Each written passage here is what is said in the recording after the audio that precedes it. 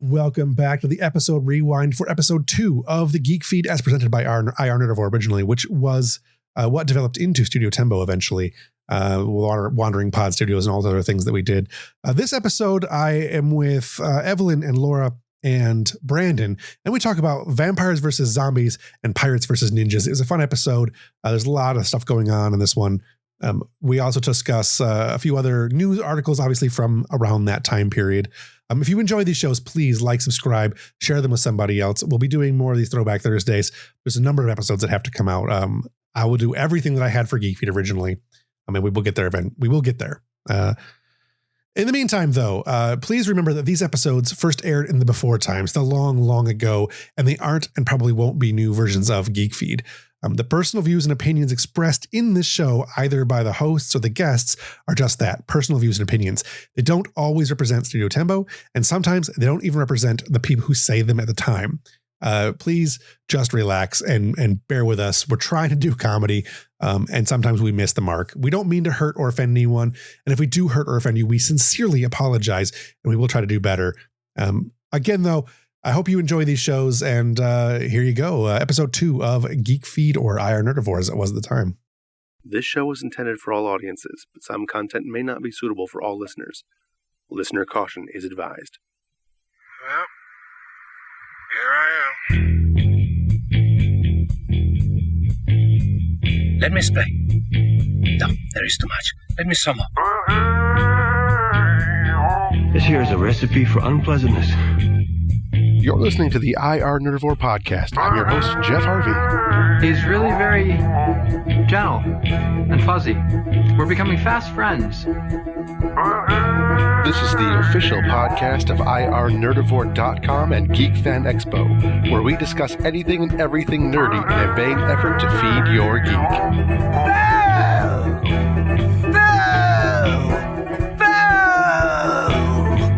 I promise you, when this is over, you can cry all you want, and I won't say a word. And then they made me their chief. Hello and welcome to IR Nerdivore, the official podcast of IRNerdivore.com and Geek Fan Expo. You can follow us on Twitter and Facebook at IR Nerdivore, and you can learn more about Geek Fan Expo at geekfanexpo.com. And you can find Geek Fan Expo on Facebook and Twitter at Geek Fan Expo. I'm your host, Jeff Harvey, and joining me today is the lethargic Laura Marsh, the exacerbated Evelyn Corbin, and the pathetic Brandan Flynn. So, what did pathetic mean again? For our listeners, I don't remember. Facetiously false emotion, something, blah blah blah. It's Brandan, so it works out. The Brandan-esque Brandan. Yes. So thank you for joining us. We have, as you can tell from our first episode to the second episode, changed our intro music quite substantially. I really like the new intro. I love the new intro. It feels more like a proper podcast. Yeah, I really like the new intro, and I'm going to record a little bit more. I'm going to clean up some of the audio for it. And well, I did like the new intro. I did like the Fear and Loathing part. Yeah, I tried to fit it in, but I couldn't make it work. So it's a shame. But it's a shame. That's why I went with Juba Early. Yeah. Nope. Here I am. Yeah, so I went with that. I liked it, and plus, when you hear the new outro, there's some tie-ins to the intro. Oh, nice. So we'll get to that when we get to it. Today's episode, we're going to be talking about pirates versus ninjas. And we're going to talk about zombies versus vampires, because these are the things that are all well overplayed in our current geek culture. Or possibly, if we get confused, pirates versus zombies and vampires versus ninjas. And ninjas versus vampires. Yes. Heck, if you've got got interesting too. Obfuscate, that's a thing. We can make it all a thing. It works out. Now we're going to try out some new music for the news. The news and the discussion as well. So these may not be our long-term things, and I don't know which one I wanted to wear. So let's try this one for the news.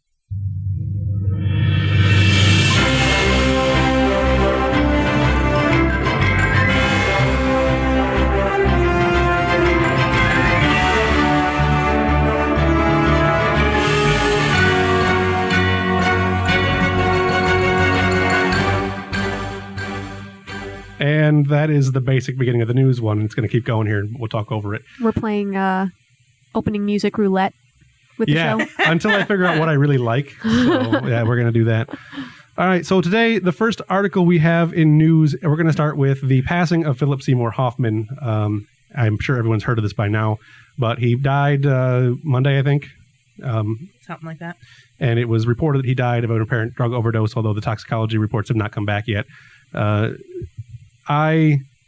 I'm disappointed because I liked Philip Seymour Hoffman. I wasn't a huge fan, I wouldn't say, but he had a nice geek element to him with The Big Lebowski and shows like movies like that he did. So it's kind of a loss. I mean, it's definitely a loss, but definitely a loss for the acting community. That's sad. Yes, we won't delve into the feelings on addiction at the moment, but no, we almost had a very lively debate about 2 seconds before the show started. Yeah, it's recorded. So, all right, Evelyn, I think you're up with the news next. Alrighty. The first bit comes from Geek.com. I am a little excited and had a little bit of nerd rage, and then a little bit of nerd calm. But I will give you the story so you understand. So Dungeon Keeper, which was a fantastic PC game 8 million years ago. 1998, maybe? Sure, something like that. I don't know. In computer years, that's about 8 million. We played tic-tac-toe on paper because there was no... There was one computer per city. On tablets. Like stone tablets, yes, not yes. like... Not like I power this up. Yeah. Anyhow. EA has released Dungeon Keeper for the Android, which I'm thoroughly excited about. And as soon as I found this article, promptly downloaded it. I loved Dungeon Keeper. It was a lot of fun. This article is about not Dungeon Keeper itself, but the way they're running their reviews is a little shady. You get the little pop-up. Of course, it says, please review us. You click. It gives you two options. You can click one button for 1 to 4 stars, or a second button for 5 stars. If you click the 5-star button, it promptly allows you to post your review to Google Play. If you click the 1 to 4 stars button, it makes you write an email to EA, which most people aren't going to want to be bothered with, A. Right. And B, won't go to the Google Play Store.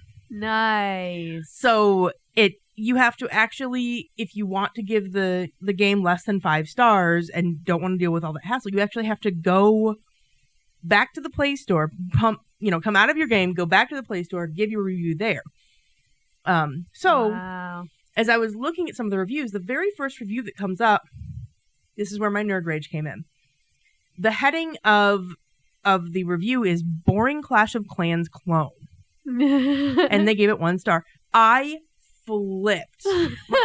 Clash of Clans Clone. This game has been around for years. I hate these stupid phone gamers.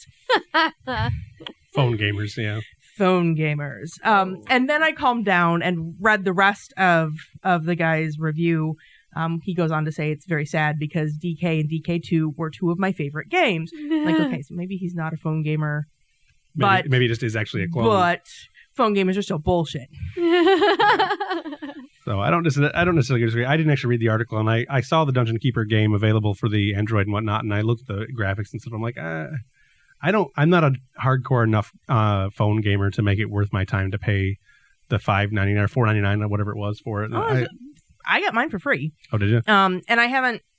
I found the article shortly before we started recording today, so I haven't had a chance to really play deeply into it. It is updated graphics. It's much more cartoonish than the originals. Oh, well, I think it was only not cartoonish because it was 8-bit, basically. Yeah, fair enough. So I'll play it some more throughout the course of the week, and next episode maybe we'll talk about how it is and whether it actually is a Clash of Clans clone. Clash of Clans clone? Yes, sure. They're clones. Clan? Boba Fett's in it. So Geek and Sundry is inked a deal with Hulu for a superhero caper TV series. But it should be a Hulu exclusive starring Amy Berg, who was one of the stars of Justified. I don't know anything about this other than I thought it was interesting that Geek and Sundry is moving into real television and not just YouTube. So I thought that was interesting. And I will put up a show link, a note to the show.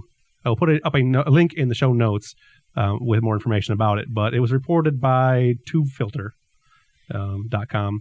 And I watched the intro. It looks, mildly amusing. I'm not really a huge fan of a lot of the Geek and Sundry stuff. The only thing I like really on Geek and Sundry is Tabletop with Will Wheaton. The girl who reviewed the Serenity comics, the new ones that just came out, actually had the the cast of Caper on her show. Nice. I'll have to give it a look. I've actually been lax in my nerderies, my nerd rounds, and I haven't watched anything on Geek and Sundry in probably 2 months, maybe more. So, and when I found out about the Serenity comic books, I was mad, so I haven't really paid any attention to them. Yeah, I was hateful at her review because she's totally geeking out about it, and I just wanted to throw. I believe we talked about this in a previous podcast, didn't we? Yeah. And we actually have an episode here in the Iron Nerdivore podcast that's talking about the Whedonverse and Joss Whedon in general. Yeah. So we'll get to that episode when we get to that episode. That'll be fun. Yeah. By fun, you mean violent. Let the hate begin. Yeah. I'm looking to get some hate mail sent into the show, so that's why I'm scheduling a Joss Whedon. I'm thinking about doing a Harry Potter episode. Oh, I do have one. I have a Harry Potter episode that's Harry Potter versus Harry Dresden. So we'll talk about that one. Nice. Right. As I'm certain all of you have seen as it has blown up on Facebook, Leonard Nimoy, whose name should not be that hard to say, announced... Stage fright. Apparently. I've been doing this for how long, and all of a sudden I'm You're just getting choked up. I know. Yeah. So sad. Verklempt. He announced this week that he has been diagnosed with lung disease, specifically COPD. Which is the least specific disease you can be diagnosed with. Right. He used to be a smoker, gave up 30 years ago, and he urges smokers, please understand, if you quit after you're diagnosed with lung damage, it's too late. Grandpa says, learn my lesson. Quit now. Yeah. It's very sad. I will say that the man is 82 years old, and the fact that he's been around this long with as few problems he's had is very remarkable. Yeah. I am sad to see because I know what COPD does to people. I know the progression that's going to take for him, having seen it many times in the medical field. It's very sad the decline he's going to suffer through now. And he has my best wishes. I'm a huge fan of Spock. I am very glad that we got Zachary Quinto to play him, and I'm very glad he was in the new Star Trek movies.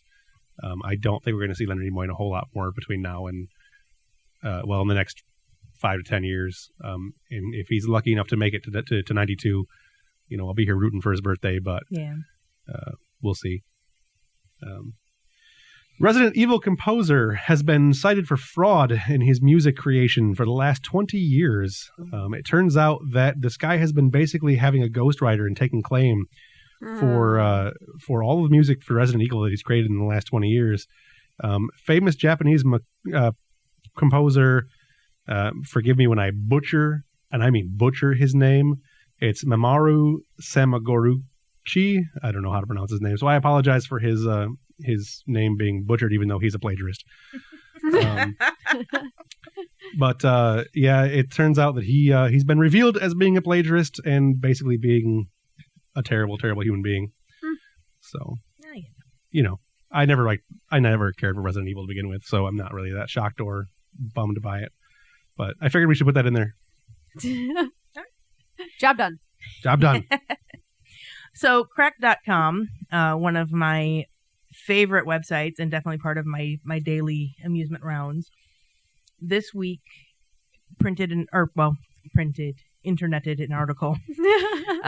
The 12 published, released, posted. I like interneted. Shush.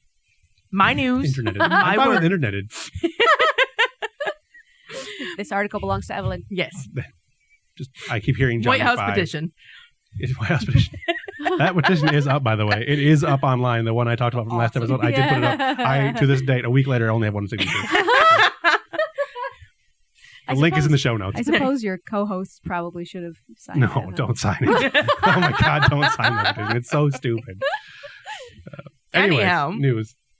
Crack.com interneted an article just in time for Valentine's Day entitled The 12 Best Valentine's Day Gifts for True Nerds, including things such as the Game of Thrones wildfire necklace, the Lord of the Rings ring, a math equation watch, your face made of chocolate, which is freaking creepy. I would totally do that. Awesome. So not okay. Eat my face. Here you go, darling. And where's my other favorite one? The 8-bit necktie. I have seen 8-bit I have seen 8-bit neckties before. They're pretty awesome. I would totally wear one. And Darth Vader headphones, which I think we need. We all need to get to play SWTOR. Yes, that'd be awesome. I'm totally for it. Are they headphones or are they like a recorder? Like do they have a microphone? No, they're. I don't know. All right, I'm not gonna make you look it up because that's gonna take too long, and we're gonna slow the show down. It looks like they're just headphones. Okay, so the other last bit of news that we have for today is, other than the passing of Philip Seymour Hoffman and the lung disease of Leonard Nimoy, this is the most depressing piece of news that you're going to get all day. Psych has been canceled, or will not be continuing. Not been canceled. It has not been canceled. It is the end of the series. Their current season is their last season. Which there are 5 episodes left that will return after the Olympics. But Dule Hill and James Roday recorded a message and posted on Facebook, which I will now play for you. Yay! I have not watched that yet. On February 26th, Psych returns for the last 5 episodes of its most amazing, tantalizing, astounding, and final season. Wait, what? It's the final season. Of what? Of our show, of Psych, dude. We spoke about this. No, I'm pretty sure I would have remembered if we had. Oh, man. We all came together in a big group. We said we wanted to go out on top, we wanted to Elway and T. Davis it. Final season. I must have blocked it out. Oh, man. Last? I knew you were going to do this. I knew you were going to lose it. In front of all of our fans, you went high. That's great. Come on, son. Would you pull it together? We've got a lot to look forward to here, man. Some of our best cases ever are still ahead of us. I guess you're right. That's right. And it's all leading up to the very last episode of Psych ever.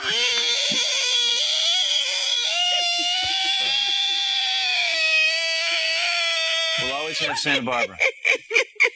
And syndication. Oh, yeah. But in all seriousness, thank you, Psychos. Thank you. This has been an unbelievable run. What? And this last season is for you. Dude, that's so creepy. I know. Psych returns for the final season.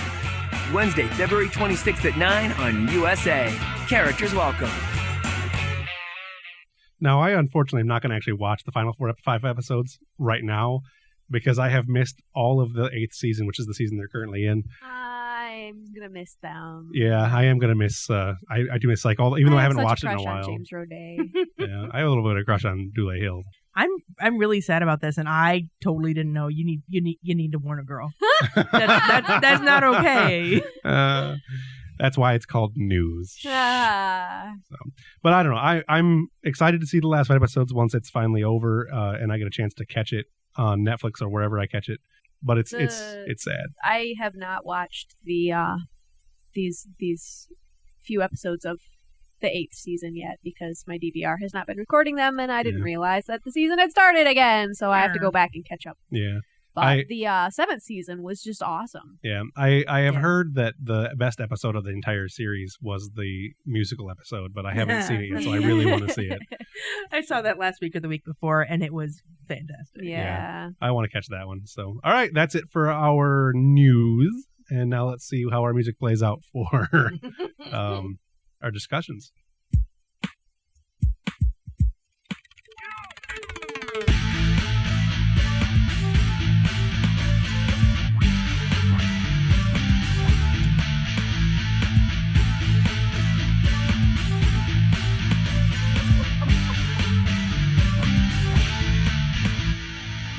So our topic today is ninjas versus pirates and zombies versus vampires.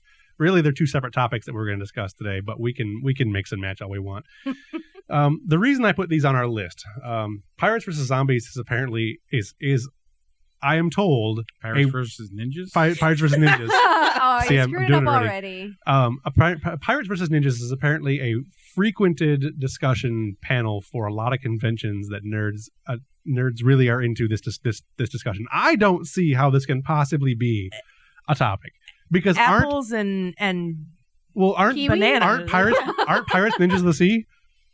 Not really, because you know they're there. Ninjas of the sea. Ninjas of the sea. They're giant, piratey, They're not like infested. Oh, the scurvy. I want to see ninjas with scurvy.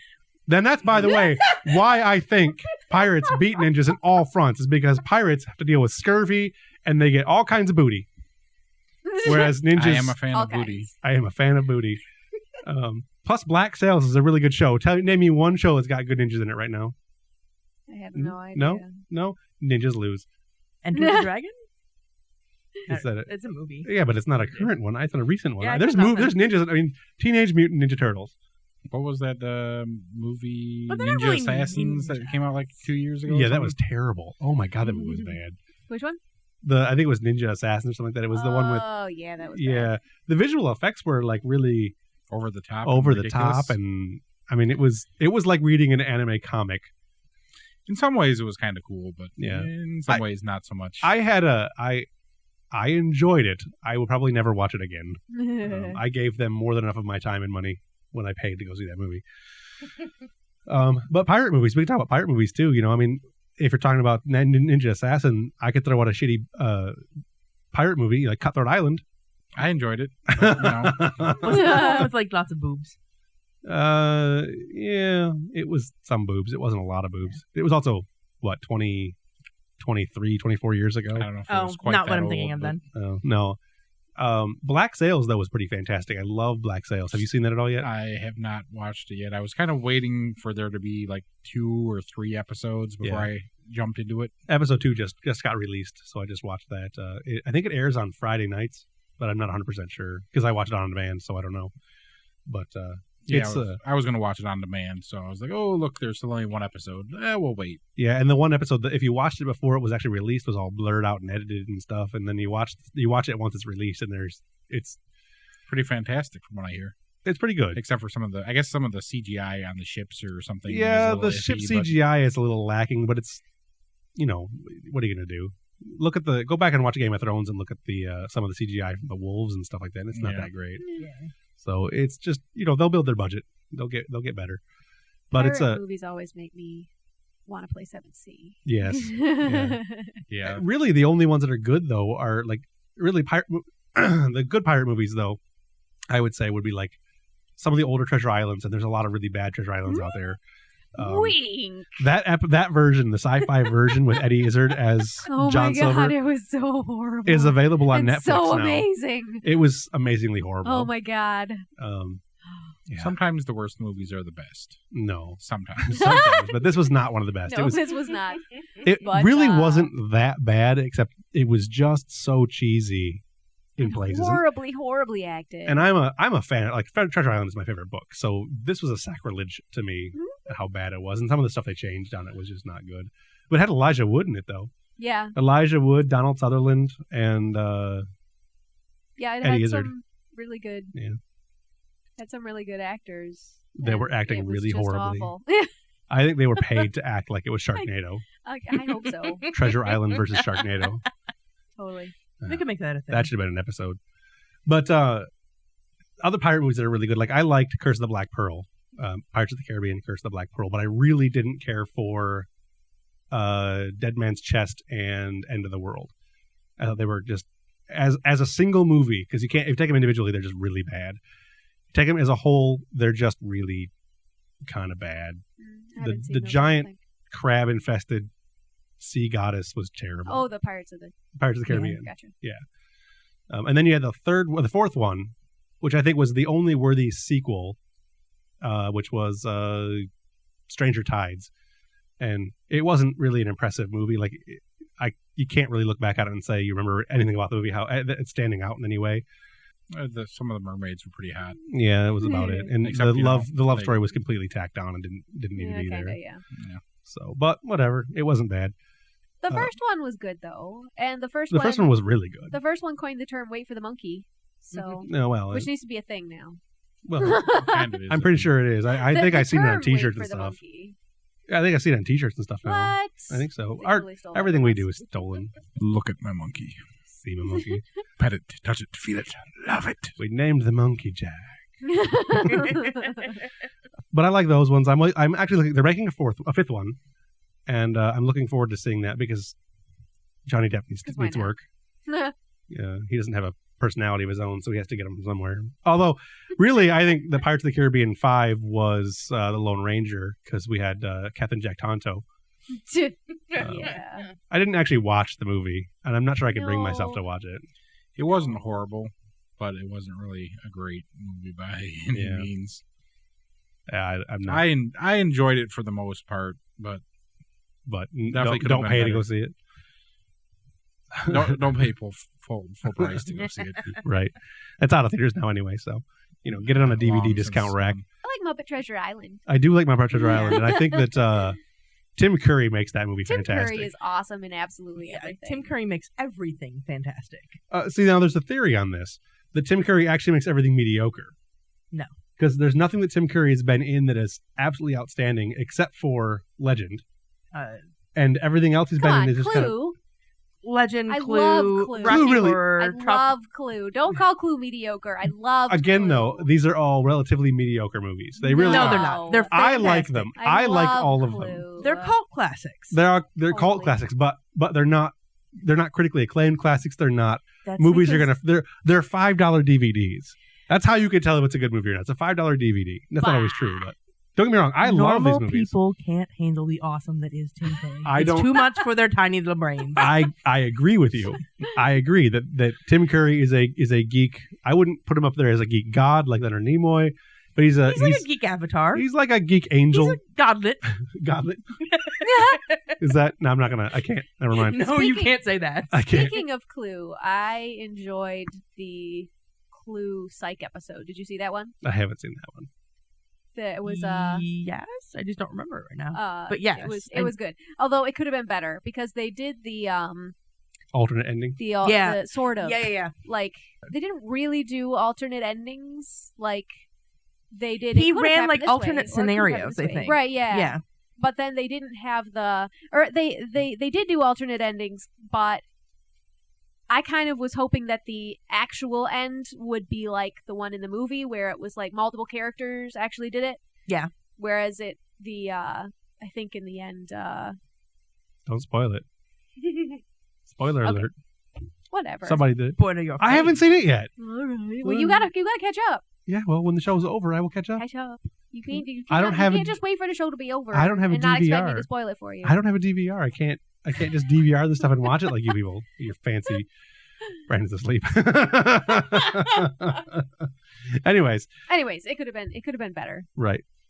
On the Tim Curry front, though, he was good as Captain Silver or as John Silver, and I really like the Tim Curry movies like Legend and Muppet Treasure Island and Clue and all those movies, Rocky Horror, but none of them are really that much better because he's in it. Either they were really crappy because if he hadn't been in it, they'd be super crappy. So he's in it and makes it okay. Or they would have been really good, but his performance isn't really that, Legend is the only one where he puts on the outstanding performance of he sells the movie. He's the only thing for the movie. Evelyn's shaking her head. We're not friends anymore. I love Get out of Tim my Curry. house. I love Tim Curry. I do. Get out of your house. I do. Get out of my house. I love Tim Curry. I really do. But, Bash Whedon, Bash Curry. I'm not bashing Tim Curry. Are you going to bash Izzard next? I like his Izzard. Although he was a terrible Long Silver. Completely He was awful. terrible. He's not a good actor. He's a really good comedian. He's not a good actor. He was good in The Riches. Yeah, see, I didn't. I care for enjoyed him in The Riches. I didn't. I didn't like The Riches very well. I enjoyed him in everything, though. Yeah. I like him. I'll watch stuff that he's in. Like he was good in whatever movie he was the villain in. I can't remember. Wasn't he in Mystery Men? He was one of the sub-villains. Yeah, in Mystery Men. In Mystery Yeah. Men. So there. Look at that. We got a little Evelyn snore down there. Stupid recall memory. But that's a lot like pirates and ninjas and whatnot. So, okay. That's what our topic is. Pirates and ninjas. So it seems like the real debate about pirates and ninjas is okay. Well, who would win in a fight? That's the discussion. Okay, so That's this what is always like the gets- Superman Batman So discussion. if you put pirates and ninjas on a boat, I give it to ninjas. yeah, I do. This is either the start of a really bad joke or it's the start of that logic problem. You have a fox, a baby, and a brisket. What does the ninja fox say? brisket. Brisket. I give it to the brisket every time. Brandon wants out of this conversation now. That's it. I'm going home. Yeah, I need to go play my Facebook games.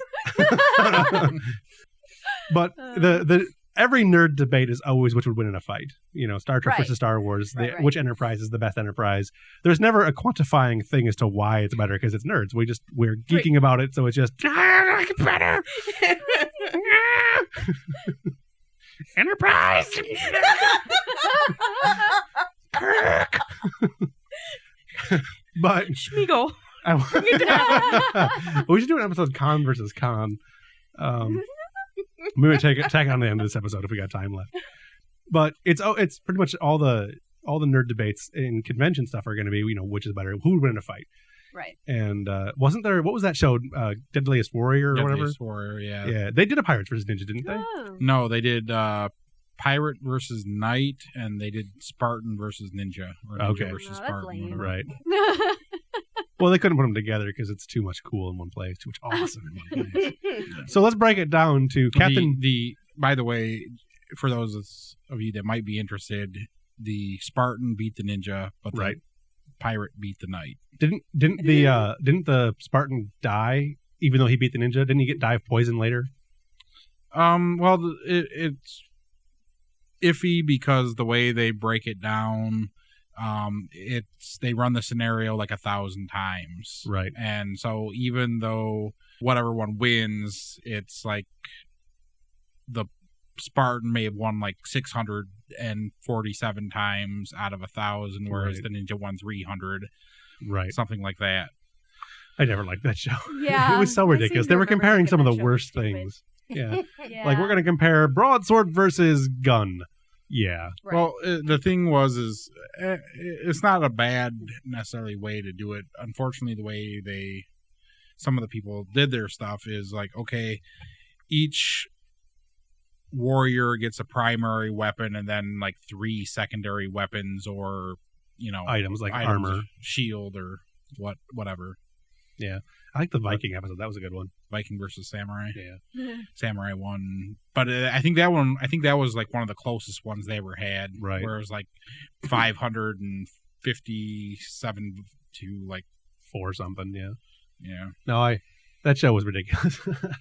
But they also did a vampire versus zombies. Did they? Halloween episode. We'll have to talk about that one in a minute. Pirates and ninjas and whatnot. If I had to choose, you got to choose your avatar, choose the form of your destructor kind of thing. I would go with like maybe Leonardo versus Captain Jack Sparrow. Now you're getting into 2 beloved characters, so it's not just ninjas in general or pirates in general. It's a Ninja Turtle versus. I have no attachment to the Ninja Turtles, so. Well, then you can just your face. It's all situational. I mean, yeah, no, I agree. But really, I think if I had to pay money to see a movie, I'm going to pay to see a pirate movie before I pay to see a ninja movie. And that's really what it comes down to. So. And I would rather play 7C than L5R. So. Yeah, see, I'd rather play L5R. But that's not ninjas. You're samurai, not ninjas. But it's but the things it's the right culture. The things that are being billed as ninja are more samurai-y than ninja anyhow. Yeah, they're billing guys that wear masks and jump around in pajamas as being ninjas. On the other hand, ninjas jump roof to roof and get their friends free cable. It's badass. So Brandon's a ninja? He can't jump from roof to roof anymore. He's too old. Damn. It's that marriage thing. It's that old man thing, too. Yeah, we were discussing earlier today how marriage takes half of everything you own, half of your money, half your car, half your soul, half your will to live. Just gone. Just gone. We're definite proponents of marriage. Yeah. I support it. Mm-hmm. Which brings us to zombies versus vampires. Speaking of soul sucking, soul sucking leeches. Sometimes you marry them, sometimes they're vampires. My reason for wanting to put this on the list, and this was the whole point of putting this topic on our list of show topics in general. Can we be over with it? Can we be done with these? Can we please, for the love of God, be done with zombies and vampires? The only viable thing to come out of the zombie and vampire genre in the last 20 years is The Walking Dead. Period. It's just not that cool anymore. It really hasn't been. When Twilight came out, your vampires were done. Well, that's because Twilight killed our vampires. Well, I really think Anne Rice killed your vampires, and I freaking love the Anne Rice novel. But Don't like them? No, I do. I like Anne Rice very much, and I like her romanticized vampire. Yeah, I like that. The Twilight novels and movies, which I own the books and have read them. Be a little dirty. I have read them every day. No, read them to yourself. I am not a. While trying to sleep. No, every night. Well, I'm trying. Just think of Edward and Jacob as you're trying to pass out. That's Is that their names? Edward and Jacob. Yeah, good job. I'm doing good. Look at that. I have seen the first movie. Not my chagrin. You watched it, didn't you? Watch it with the riff track though? No, I watched it with you and my sister. I think. Okay. Because you guys were like, we want to see it. You're a squee.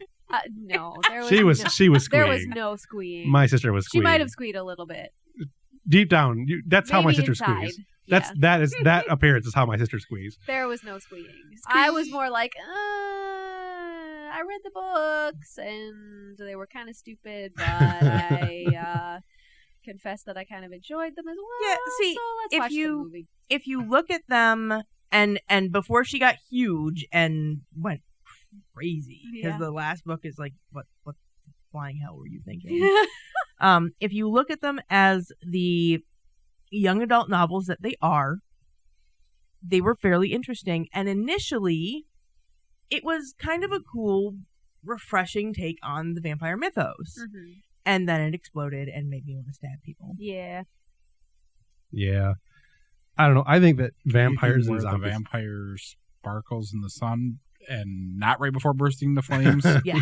Does anyone notice how much fire I'm not bursting into? Yeah, I mean, I'm okay with, vampires being able to survive in the sunlight, but Dracula could. In the book, he's out in the sun quite a bit. But if he was sparkling, that was no. Yeah. No. For me, it was a teenage romance novel. It was a stupid teenage romance novel. I mean, you look back, and I'm going to equate. I don't know if it's true or not, but I personally believe the beginning of the vampire zombie trend started. Vampire zombie. Buffy the Vampire Slayer, the TV series.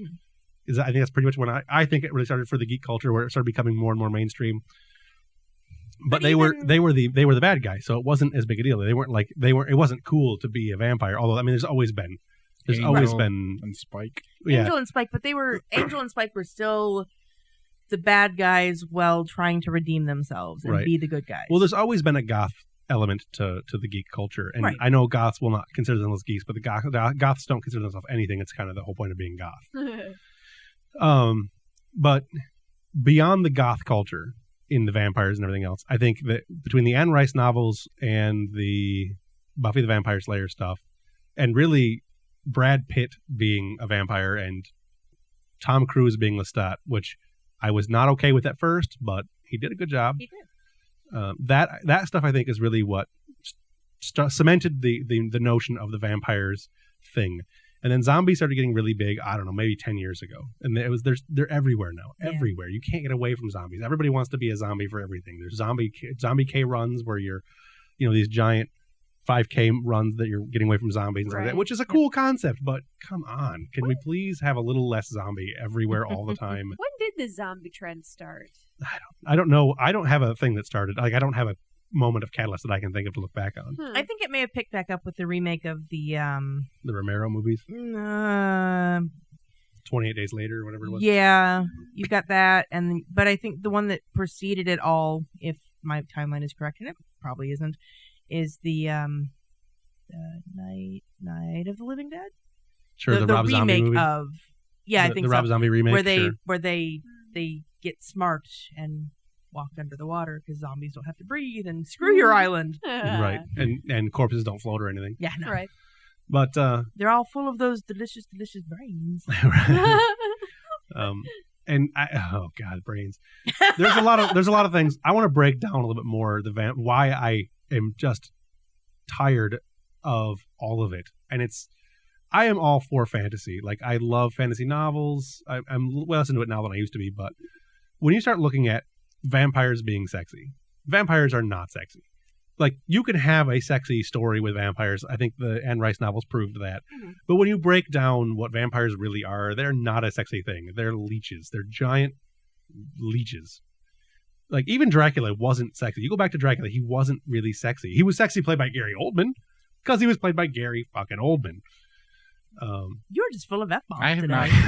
I haven't actually read the Dracula novel. It's hard to read because it's is. in note form. At least recently, I think I read it once, but it's been so long ago that I can't really remember. I really about enjoyed it. But I like Bram Stoker's style. I mean, vampires. Dracula, the brides of Dracula. They're at least to some degree supposed to be sexy. Part of it is maybe to be able to lure their prey in, right? And without rousting the villagers' anger right away, right? The original vampire stuff, they were just scary. They were predators. They were apex predators. They were the wolves of the human world, and that was cool. Like that's what he was. That's what Dracula was. He wasn't really the sexy thing. There was the sexy type of scene where he's like mind controlling Mina, I think, and whoever else, and there's all that. That's cool stuff. I like that, but it's not really the same thing. It's mind control, and it's that kind of thing. Whereas you start getting into the predatory, they become the what are those angler fish of the bad guy world, of the supernatural world, because they're basically using their good looks to lure you in and everything else. And that was the Anne Rice thing. Like, I think that really picked up with Anne Rice's stuff. And then maybe I could be mistaken. Maybe there was stuff before that, but Anne Rice is the first stuff I remember reading that was like that, and it made sense. It was cool. I liked it. It was good. But now vampires are basically seen as the ultimate sexual being, and I don't think they should be ever seen that way, because it takes away everything that's scary or cool about vampires. Vampires are the bad guys. They're the guys who drink your blood and kill you. It's not like every time you get bit by a vampire, sexy while doing it. Well, and you have to look at, even before this trend of vampires are sexy, there are classes taught and papers written on how the vampire mythos is symbolic of sex. It is that total consumption, that total control that you give to your partner, the little death, right, and all that. And then once the stories started being written, not just the legit myths of the various cultures. Impaling thousands of people on spikes. Right. Well, that's, Vlad, the real person. Yeah. Right. Vlad Tepes. But you have the penetration of the fangs. Yeah. Dirty. It is dirty. It's also and not. then once it started hitting written form in a fictional sense, the Bram Stoker and Anne Rice, etc. ad nauseum. I don't know, because you look at the Bram Stoker stuff, and I don't see a lot of sexualization in Dracula himself. He's lonely, everything else, and he wants a companion, but it's not really. He's not using overt sexuality to do anything. Right. No, and especially not compared to the more modern stuff. Right. Anne Rice's stuff, it's straight up, it's Brad Pitt. Between Anne Rice and World of Darkness, that's where that really kicked off. And I think that World of Darkness really came after the beginning of Anne Rice novels, because they reference a lot of it in the World of Darkness. And I think World of Darkness made a huge effort towards making the World of Darkness, making vampires geek centric, like geek mainstream, not just goth centric, because now you can play a vampire and you can do all the other things. And I think there was a lot of sexuality in that, but that may be nerd repression. No, there's a lot of sexuality in the book. In the things there are, but really role playing games we don't really talk. We don't. It's a hard game to play because a lot of nerds are very sexually repressed. And, and whatnot. It's a thing. I don't know. I'm disappointed by the level of sexuality that it has become, because I mean, once you get to Twilight, which I think is the ultimate destruction of the mythos of the vampire, it's not about being a predator at all anymore. It's about being a sparkly cool kid who has the best toys and the most lifeless girlfriend. Right. Well, that's the actress. Yeah, but that's kind of the character too. Yeah. Bella is really kind of one-dimensional. Yeah. Well, that's the problem I had with all of Twilight. Now, granted, I haven't read the book, so I don't know. But from the movie that I watched, either it's the portrayals or it's the writing, but they're all kind of one-dimensional characters. I mean, you look back at the vampire Armand, and despite the fact that he was played by the 13-year-old redheaded kid was played by a 32-year-old Mexican, Spanish guy, in Antonio Banderas. That character is really deep. He's very, it's hard to explain without giving away too much of the story, and I think people should read these stories, but He's extremely deep. Lestat is extremely deep. Louis is kind of maybe two-dimensional. And Lestat is in several books. I think he's in 3 or 4. Right. And he's fantastic. He's very deep. You get to understand the type of character he is, and the fact that, yes, he's a sexual being, but it's not about sex. It's not about sex. They only use that as a lure. They don't feel the sexuality of it. They don't feel the joys of the passion. They just use it as a tool. Yeah. And that, to me, is fine. I can live with that. When a vampire is having sexual relations and getting people pregnant, you're not a vampire anymore. You're a superhero. You're a retarded superhero, but you're a creepy superhero who and borderline pedophile. Well, I'm not even sure it's borderline, really. Yeah. And then you start writing stories where baby vampire things eat their way out, and it's just, I don't know. And that's how you get Vampire Hunter D. Right. Right. Yeah. But you kind of expect that in anime. Right. It's pretty much, there weren't any tentacles in that one, so. The only thing that I've really had a thing for a vampire character was in the BBC's Being Human. Yeah, which I actually haven't watched. It was really, the first, I think, 3 seasons were awesome. And then they do something at the end of one of the seasons that's just like, well, there's no reason to watch the show anymore. There was a flood of vampire stuff for a while. There was Dracula 2000 and... I really enjoyed that movie. It was not bad. I mean, I didn't dislike a lot of the things, but now you've got... Everywhere You Turn is Vampires. Well, not just that, but now there's John Rhys Myers, right? That the guy I think so. played Henry VIII in Tudors. He is now in a regular TV show called Dracula. I haven't seen an episode of it yet, but I've heard really, really good things about it, and I'm interested in watching it, but I've kind of kept myself from watching it because I'm so tired of the vampire everything, and I don't really want to feed the trolls, as it were. But I want to give it a try because I really like the actor. I think he's fantastic in the 2 things I've seen him in. I really don't think the saturation of vampires is quite as bad as the saturation of zombies. I think it's just that Twilight has kind of destroyed the mythos of what a vampire is and kind of ruined an entire generation of people on what vampires should be and how they should be treated and what they should be, what your perception of a vampire should be. Equal rights for vampires. I agree. See, and for me, I think the vampire saturation is worse, but maybe it's because I'm more drawn in by the vampire mythos. I like the vampire mythos. I like the vampires portrayed by Anne Rice and by the World of Darkness series. You know what we haven't mentioned, though? True Blood. Yeah, shush your face. I'll get to that. Oh, yeah. I haven't watched True Blood. I've only seen a couple episodes of True Blood. Yeah, I haven't either. I loved the portrayal of Angel and Spike. I actually started watching Angel because Spike turned up in the 5th season. I was like, okay. The only reason I like Spike at all is because I like the Dresden Files, and he's the voice of Dresden now. It's perfect Dresden. So all of this saturation, like we were talking earlier before we were recording about, I have no desire to go to Disney because it's so hyped. Once something gets enough hype, like just everything around you is, oh my God, this! I don't want anything to do with it. I haven't watched True Blood, Vampire Diaries. I'm so over Twilight, it's not even funny. And not just because of the content, but I'm just done. Right. I have no desire to watch Dracula, regardless of what reviews it gets. I heard True Blood is fantastic. I just can't bring myself to do it. From the people who I actually know who watched True Blood, they said it was kind of passable. Yeah. So it gets good reviews, and now that it's over, and I think it'll all be on Netflix, or I have HBO Go. I could watch it on HBO Go. I'm gonna sit down and power through it. I'm gonna watch it in like 2 weekends and just power through it, so I can say I've seen it. Also because I want to see Anna Paquin topless. Just saying. There are a lot of nice titties in some of the episodes. Yeah. By the way, I remind parents that this show is not for everyone. This episode probably not for really anybody. We're PG-14. Remember? PG. Well, I think we're at TVMA at this point, but whatever. So how many times can we say penis at that? Yeah, we can say all we want in TVMA, I think. For references to nudity. We just sing the penis song. It's like the Doom song. Yep. I actually saw that on that Facebook one. But to me, I'm back to the topic at hand, generally speaking anyway.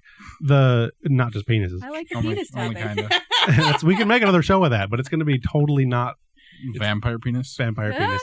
Also, how does that thing work? You got no blood moving around. It doesn't. We get back to sexuality and everything. You have no heartbeat. The World of Darkness. Yeah, you spend a blood point. Yeah. I got it. But that doesn't apply to anything else. It's just World of Darkness. Well, that's all that matters. World of Darkness is now the template for all vampires everywhere. That's a template I use. What was the name of that show that they based it on? Kindred? Kindred. Kindred Yeah. Embraced? That show was really good. It really was. I was so sad that did not make it very far. Yeah. It was the CGI was the problem, I guess.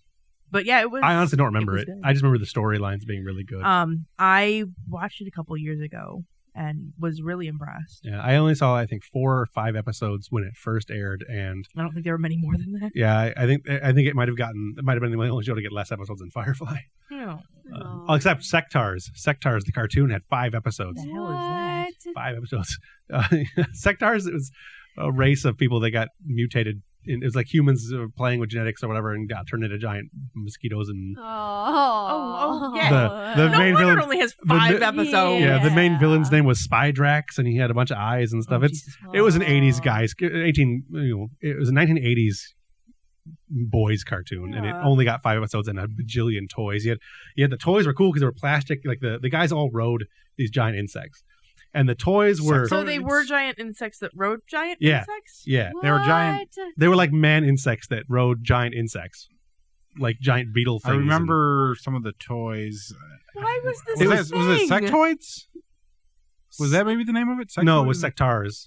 I just posted a photo of it on the GFX Facebook page, so go check it out. Sectors, maybe. Sectars. Sectars were apparently something in the Battlestar Galacticus. Yeah, there's a U in it somewhere. But anyway, the toy was this like little plastic, this heavy ass plastic toy with a little black glove on it. You put your hand in the glove, and that was the legs of the giant critter that you were. Oh, AUR, like centaur. Yeah. Okay. Sectars, not sectors. I was pronouncing as close to right as I could. Warriors of Symbion. Yes, and the show had 5 episodes, and to show that I know that, like, in that cabinet behind me is the LP story of Prince Darkon or Drakon or whatever his name was. It's Prince Darkon.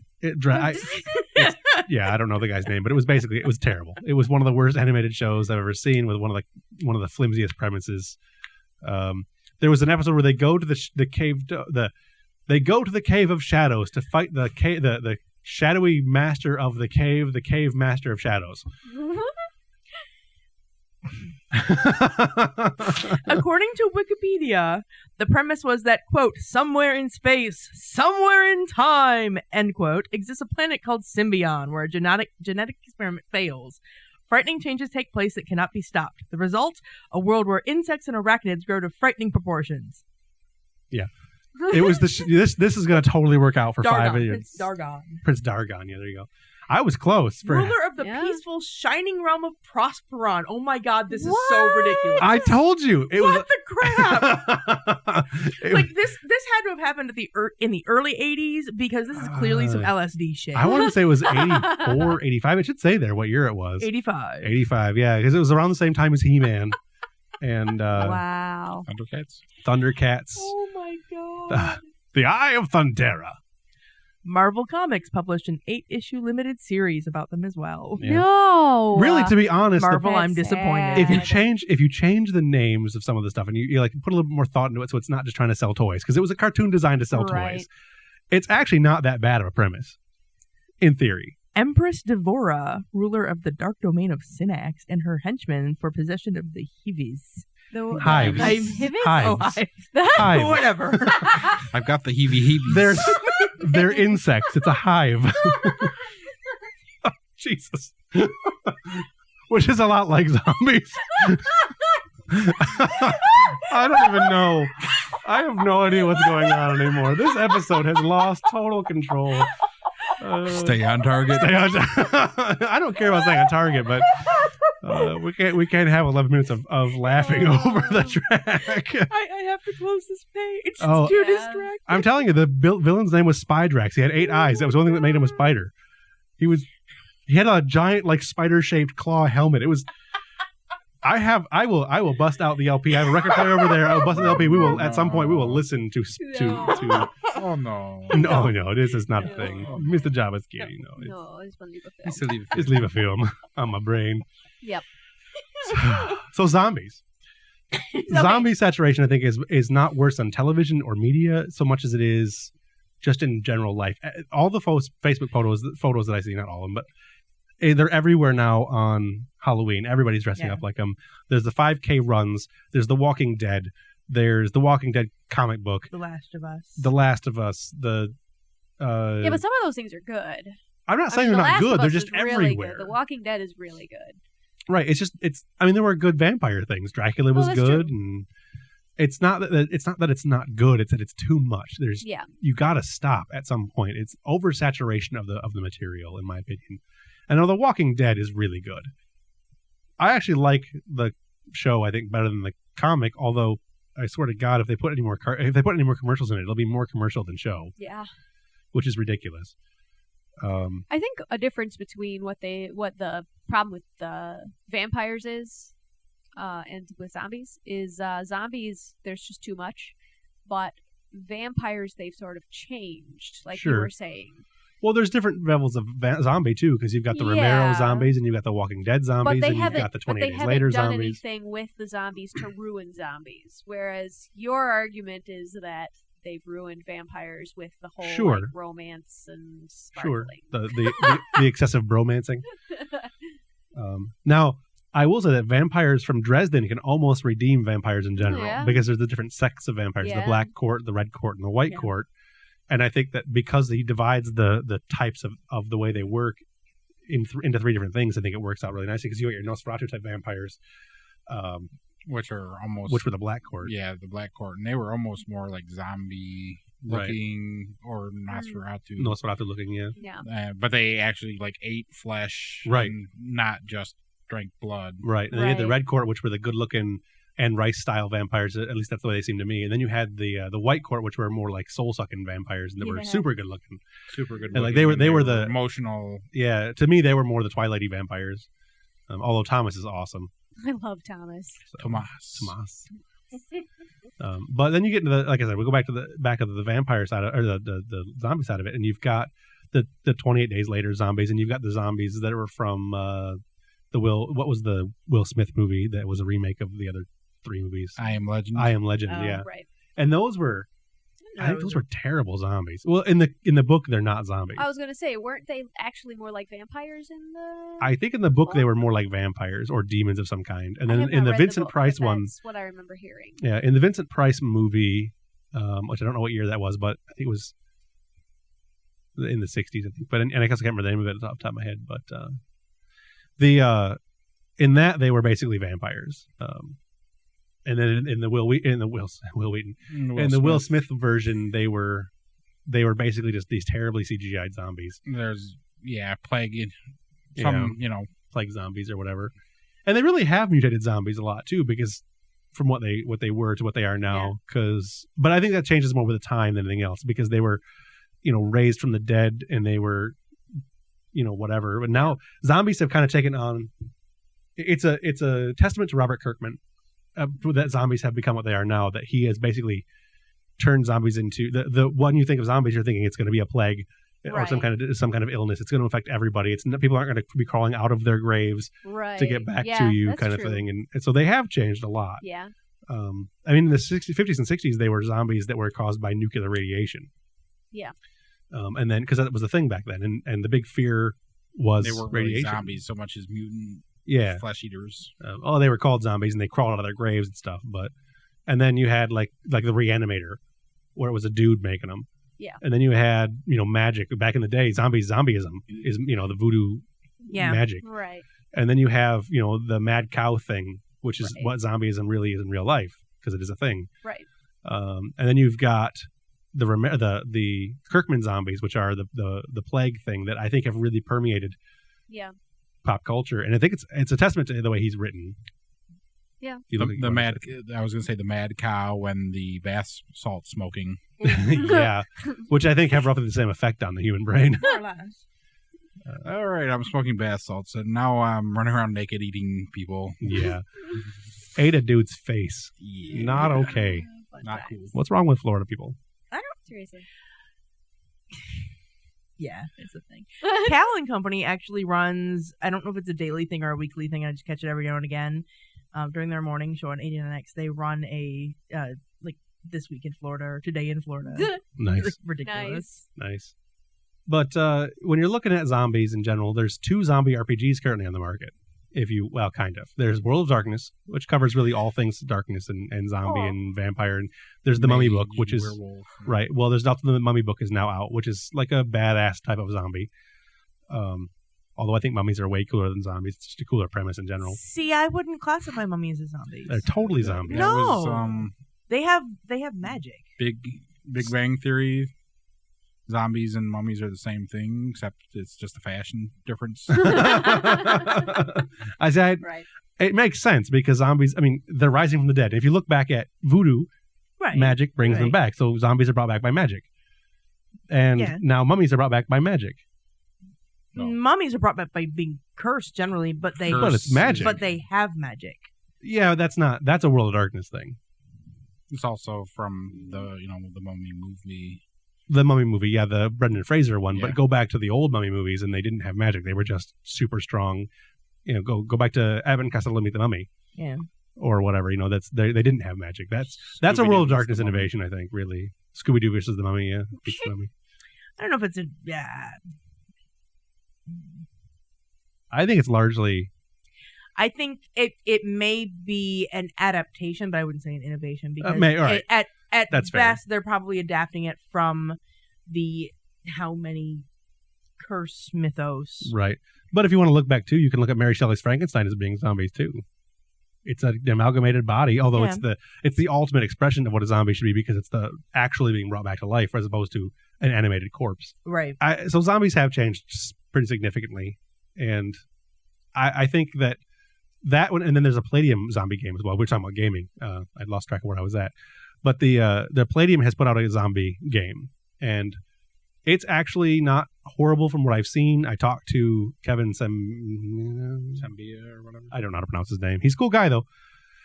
I talked to him at YomaCon 2 years ago when they were releasing the books, and he described it to me and everything else and told me about the way his books and everything were written, the way the book was written. And it sounded really cool. I really wanted to buy a copy of it, and he had it on sale there, but I was broke, so I didn't buy it. And it's Palladium, so I didn't buy it. Isn't there also a Walking Dead RPG out right now? Probably. I don't know of any. We'll have to look it up for the next show, or for the next episode of the Quest. If there's not, it's only a matter of time. Right, exactly. I mean, we played a zombie game set in the rules of World of Darkness, and I thought it was really fun, but it was very much a Walking Dead type zombie thing. And I think what I don't like about zombie stuff now is when it focuses on the zombies themselves. The reason I think The Walking Dead is so good is because it really has nothing to do with the zombies. They're just a set piece.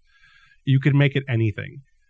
It could be Outlanders or whatever from, say, like Road Warrior, that kind of thing. But instead it's zombies. It's this ever-present threat that makes humanity change. And I like that type of storytelling, but it's not really about zombies anymore. The title, The Walking Dead, is actually supposed to refer to the people, right?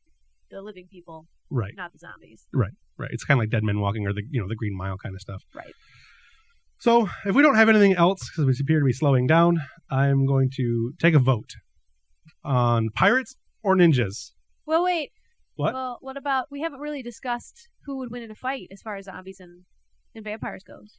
Oh yeah, that's fair. That's fair. The Deadliest Warrior did their episode. Right, you did. Right. What was before? So how did Deadliest Warrior handle it? Deadliest Warrior, they did a bunch of things, and it was one of the, depending on how you look at it, I would say it was one of the things that makes you want to hate geek culture somewhat, because they got a couple of the big vampire and zombie expert geeks on the show, and it was everything like a vampire is 6 times stronger than a human and a zombie is 3 times this, and every time they said something it was just like, oh my god, would you quit saying the same thing over and over again. Right. But basically they were like, okay, well, a vampire with the they were going more like the 30 Days of Night vampires with the mouth full of razor sharp teeth, and not just like the 2 fangs and the less humanish vampires.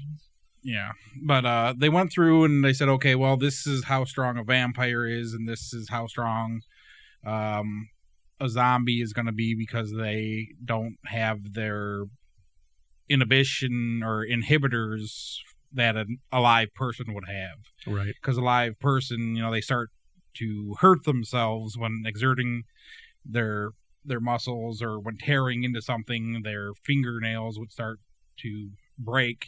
And so they would lessen up. So they said, okay, well, this is how we're going to do it, and we're going to times these results by 3 or times these results by 6.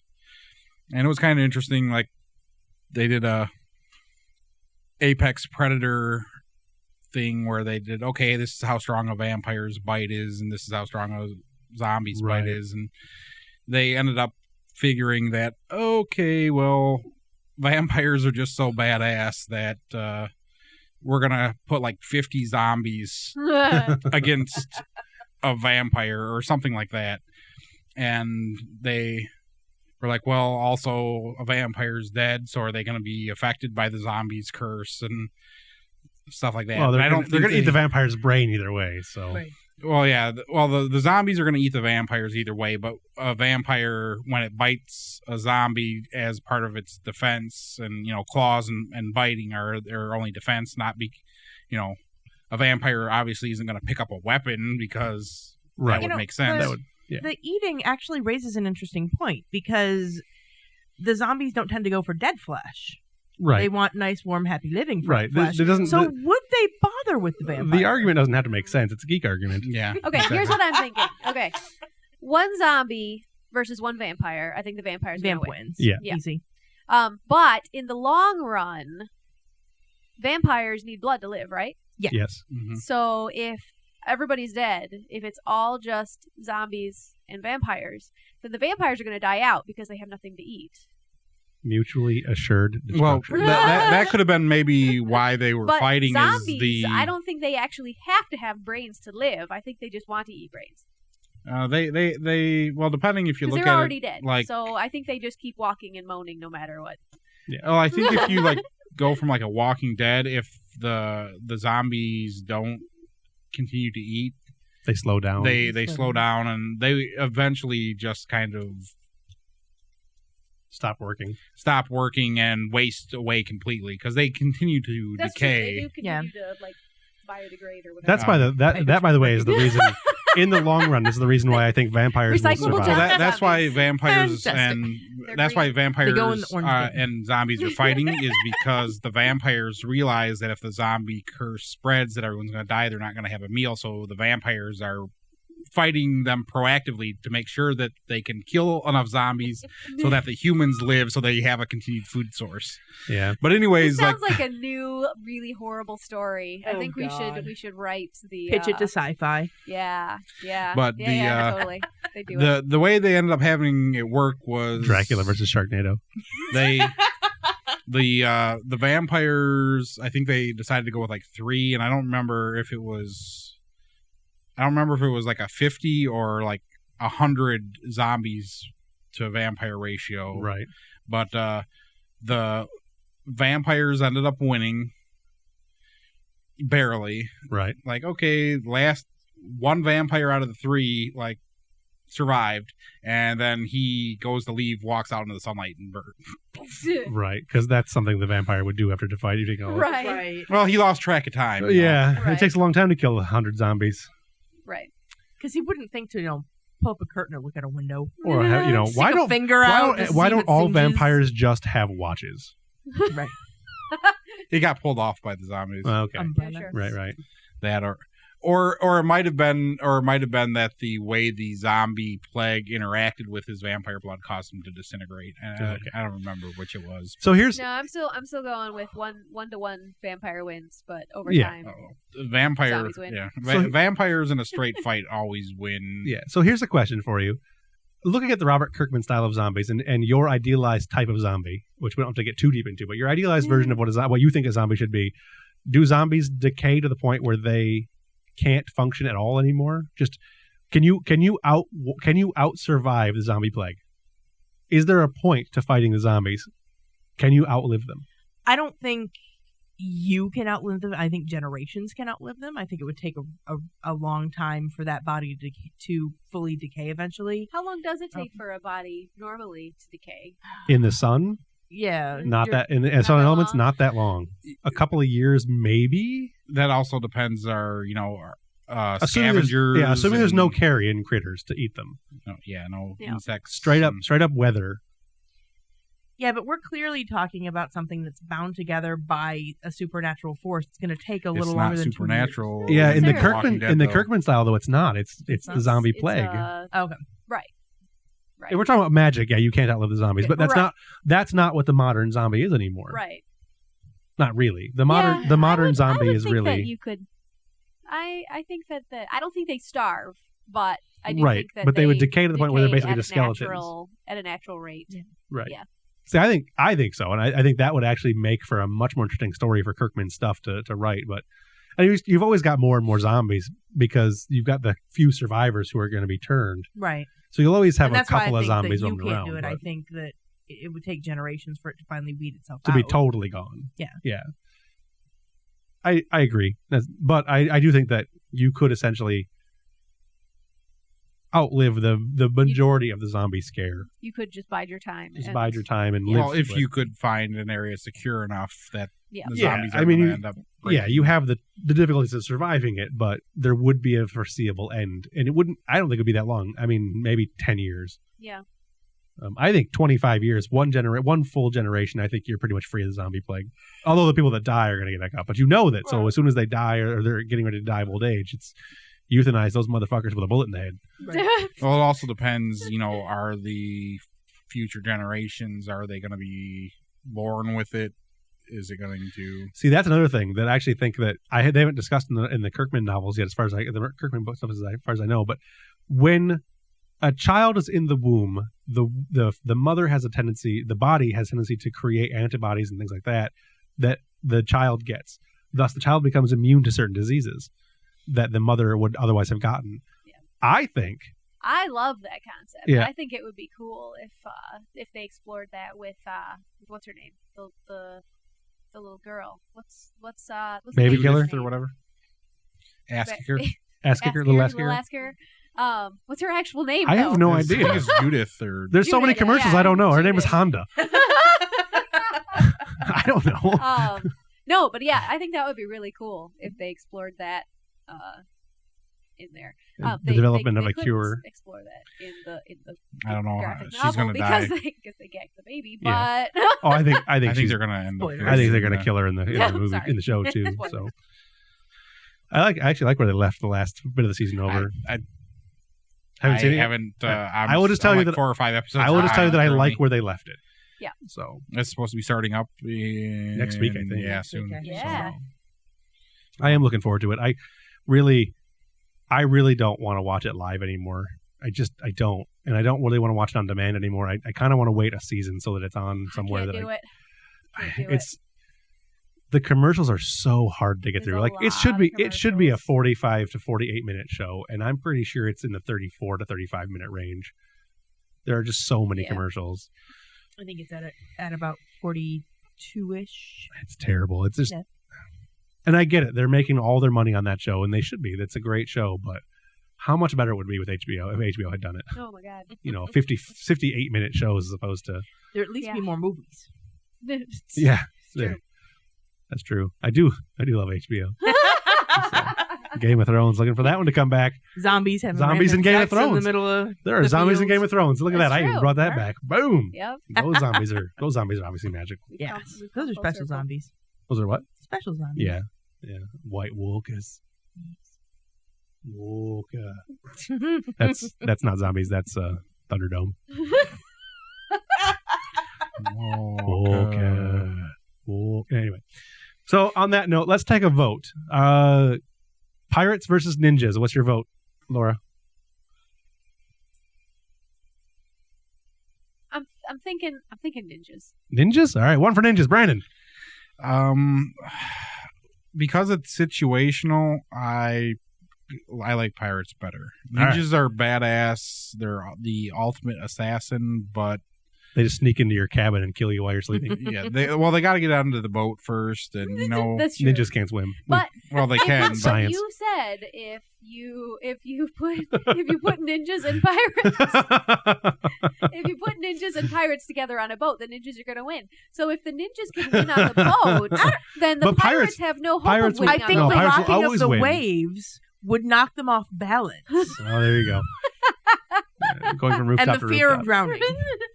They can't. And worst comes to worst, you just Plus call the free Kraken. cable. Ninjas can't float. It's science. Science. So MythBusters proved it. The pirate's just going to shoot the ninja, you know. That's Evelyn, what's your vote? Pirates. Pirates. All right. Yeah. I am also going to vote pirates because when I was a kid, I didn't pretend to grow up to be a ninja. I wanted to be a pirate when I was a kid. So that to me is That's true.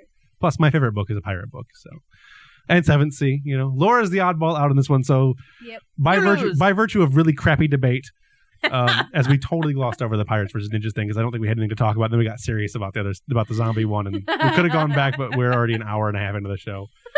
So zombies versus vampires. Laura, what's your vote? Just in general. I mean, obviously it's going to be situational, but You just look so lost. Well, I'm not sure because of the situational thing. It confuses me. Which would you rather see more shows made of?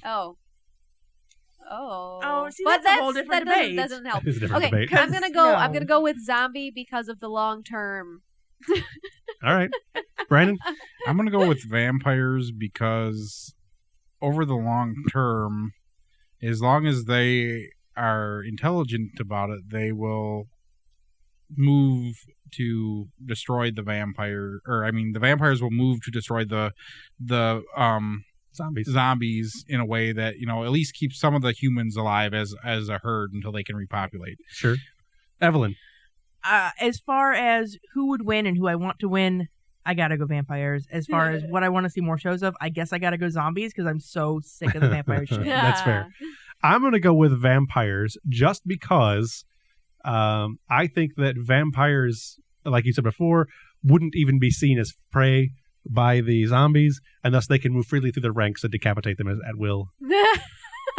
And that it's in their best interest to kill all the zombies off, as Brandon said. So I'm going to go with vampires. And again, it's 3-1 and 3-1. I think you guys are conspiring against me. Well, we did the other show without you. We actually had a meeting so. before yes, the because I got here late. I knew it. You knew it. That's why you should always be on time. I need to find that sound clip again. I have it somewhere. No. Listen to the first season of The Quest. You'll get it. No, you're wrong. No, you're wrong. I'm going to put that up on at some point. I'm going to put that online and sell it as a $2 ringtone. That needs to be added into the intro. Oh, I could. That would be fantastic. I don't know. It wouldn't fit really. The pacing of the music and everything else. It wouldn't really fit. You put it in the Quest. I could because it was on the Quest. It was on the Quest. See, there you go. I'll put it into like doing the news or something. Yeah. At the end of the news, we'll do an outro to the news. No, that's wrong. I don't know. I like to end our shows on kind of a note. Ridiculous note? It was an Eddie Izzard quote at the end of one of his shows. He's like, I like to end my show on kind of a meh. He's touring in America. Yeah. Like nowish. He looks 100. Have you seen? He looks. I want to see his stuff, but he looks like Leonard Nimoy. He's going to be applying for the Crypt Always looks Keeper. amazing. He's going for the part of the Crypt Keeper. Yeah, he's going to be applying for the Crypt Keeper role. I want to see more. I really want to see more Tales from the Crypt. That's a show that HBO should bring back. I liked that show. Meh. I don't know. And on that some note, of them were great. We are losing track of where we. Okay, you can watch. You can. Okay, the show might be more interesting if you could watch it. Not a whole lot. The show would be. The openings would be more interesting because we're dancing around like idiots. So on that note, I'd like to end our show on a bit of a meh feeling, and you can contact the show at podcast@irnerdivore.com. You can follow us on Facebook and Twitter at irnerdivore. Don't forget to check out Geek Fan Expo on Facebook and Twitter at Geek Fan Expo. GFX will be at the Doubletree Hotel in Dearborn, Michigan, September 5th, 6th, and 7th, 2014, and tickets are on sale now at www.geekfanexpo.com. And we have also announced a couple guests like Ryan Green, the cosplayer, Matthew Allen Thayer, the author.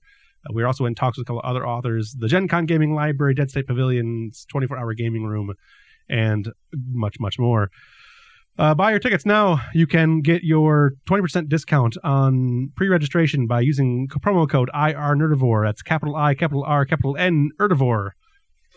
Capital Erdivore? No, lowercase Erdivore. Okay. Lowercase Erdivore. And on that note, again, let me get my thing up here. So long, and thanks for all the fish. What was that? Oh, goodness, look at my wrist. I gotta go. Very cosmopolitan. I'm not graded farewell, so that'll do, pig. That's the worst goodbye I've ever heard. And you stole it from a movie. Don't cry. You promised I can cry all I want. Oh, yes, I did. Okay. Well, go ahead. Knock yourself up.